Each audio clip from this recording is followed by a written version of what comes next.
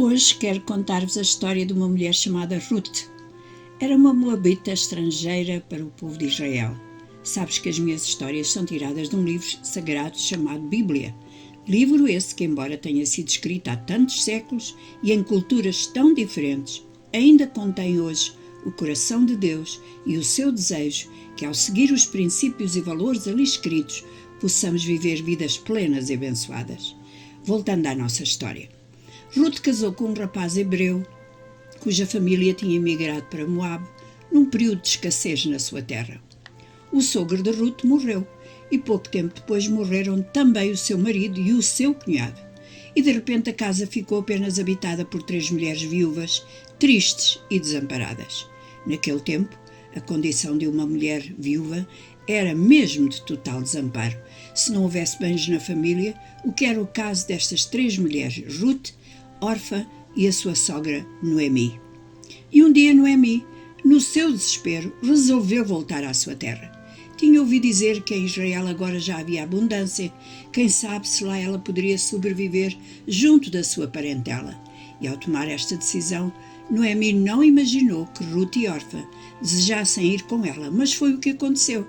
Noemi tentou dissuadi-las com argumentos fortes que convenceram a nora Orfa, mas Ruth decidiu com toda a firmeza que iria com a sua sogra para onde ela fosse, abraçaria o povo dela como se fosse o seu e seguiria o Deus de Noemi com todo o coração.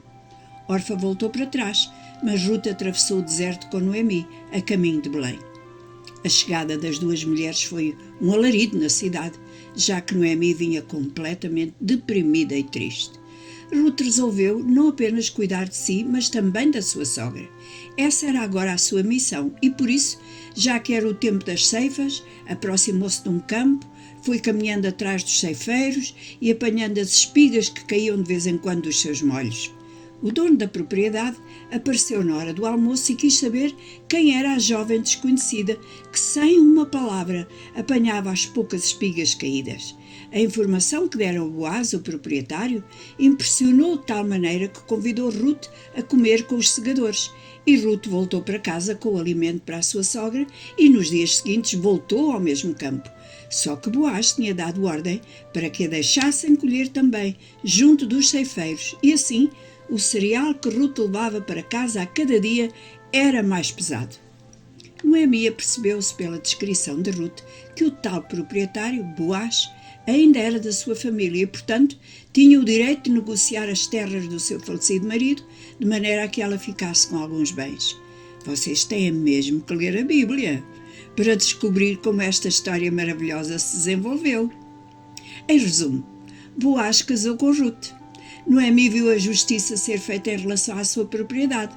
A jovem viúva estrangeira sem direitos nem privilégios numa terra que não era a sua, viu-se amada e protegida por um homem bom e justo, do qual teve um filho chamado Obed, que por sua vez teve um filho chamado Jessé, que foi pai do rei Davi, de cuja descendência, imaginem, nasceu o Senhor Jesus Cristo.